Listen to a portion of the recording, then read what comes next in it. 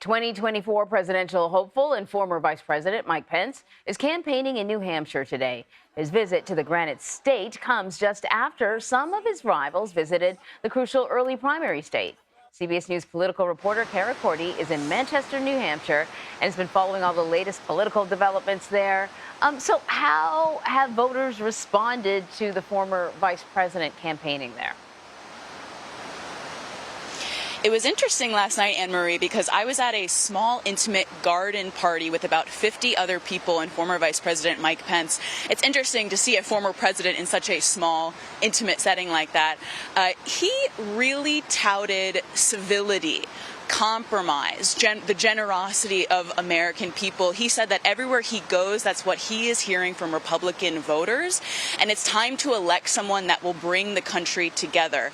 He didn't mention Donald Trump in that context by name, but if there's a candidate in this field trying to create contrast with himself and Donald Trump when it comes to tone, that's a major way Mike Pence is trying to do it. And voters, Mike Pence supporters I spoke to at this event, look to Pence as a beacon of American patriotism and civility strictly because of what he did on January 6th. That's really interesting. Yeah, with the former president, you get a lot of doom and gloom and name calling and all that sort of stuff. So Tim Scott was also there in New Hampshire recently. What has he been focusing on as he campaigns in the Granite State? Well, Tim Scott talked a lot about the economy. One of his kind of pocket lines is, if you're able-bodied, you need to work in America. He spoke a lot about the weaponization of the DOJ. That's something a lot of Republican candidates, a lot of Republicans in general, are talking about right now. But what I thought was most interesting, Anne-Marie, is that Tim Scott spoke to a standing room only group here in New Hampshire for about an hour. And more than 50 minutes of that, he spent taking voter questions. That's really critical because voters in these early primary states like New Hampshire, they expect a lot from their candidates. They are professional voters. And when Scott is there taking questions for the vast majority of his event, I think that really appeals to voters here because they want their questions answered. They don't care as much about where you come from or what your canned lines are. They want to ask their questions on China, on the economy, on Joe Biden. And Tim Scott did that for more than 50 minutes here the other night.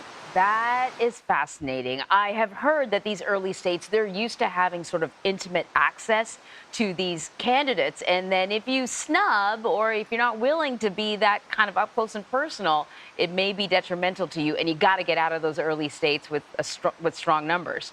Robert Kennedy Jr., flipping things around a little bit, he's going to be testifying on the federal government allegedly censoring him on social media. He said that he was the first person the Biden administration censored on social media. Republicans called on him to testify, though. So what are they looking to gain from this? I think the strategy here, Anne-Marie, is to not help Joe Biden, right? There are two people right now, two major candidates running against Joe Biden in this Democratic primary, RFK Jr. and Marianne Williamson. They're both polling fairly low, but RFK Jr. Some people have said, have surged in the polls, probably because of his name recognition more than anything else. But this is what's interesting, Anne-Marie. If Republicans are calling on RFK Jr. to hurt Joe Biden, they might be doing exactly the opposite because polls have shown that over the last 4 months, favorability for RFK among Democrats has fallen 13 points, but his favorability among Republicans and independents has grown 9 points. So at this point, RFK Jr. might be appealing more to independent voters and to Republicans than he is to Democratic voters. I spoke to some voters at the Tim Scott event here 2 nights ago, and they were really hot on Kennedy, and these are lifelong Republicans, and they're really interested to hear what he has to say. That's so interesting because there is polling that suggests that, he would be taking votes away from Biden, but who knows? Maybe he'd be taking votes away from some Republicans as well. Cara Korte. He's a wild card. He's a wild card. That's the perfect thing. That's in more ways than one. Cara Korte, thank you so much.